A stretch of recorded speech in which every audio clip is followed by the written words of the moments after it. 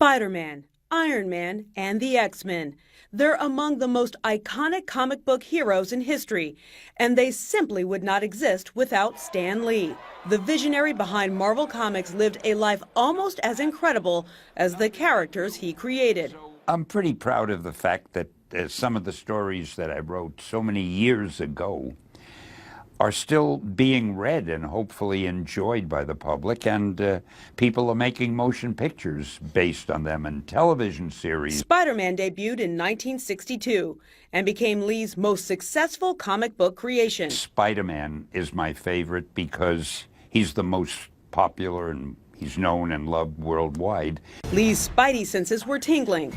Years later, in 2002, the first Spider-Man film was released and was a blockbuster hit.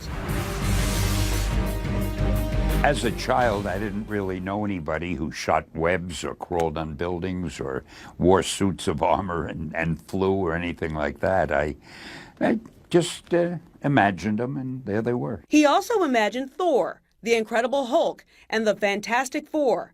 They were flawed people with extraordinary powers.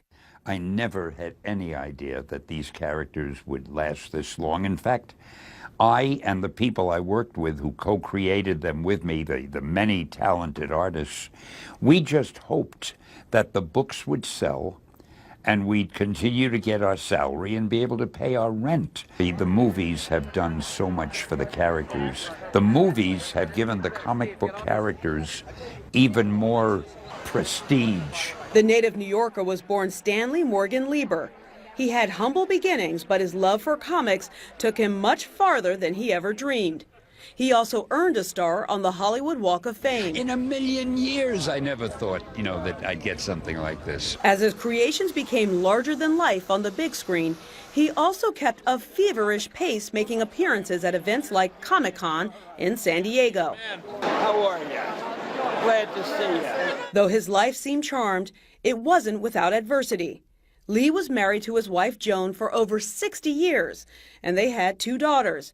However, his youngest only lived for a few days. In his 80s, Lee was involved in various lawsuits against Marvel and Disney over the span of 7 years.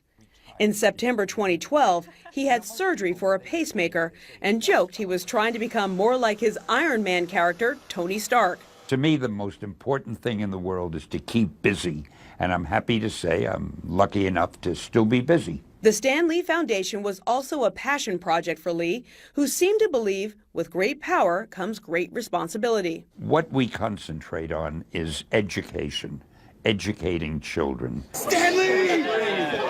I never would have dreamed years ago that anything like this would happen. The king of comics, who was adored worldwide, was most proud of his family and his comic heroes. Perhaps Lee will be remembered as a legendary innovator with an uncanny ability to capture the imagination. Excelsior!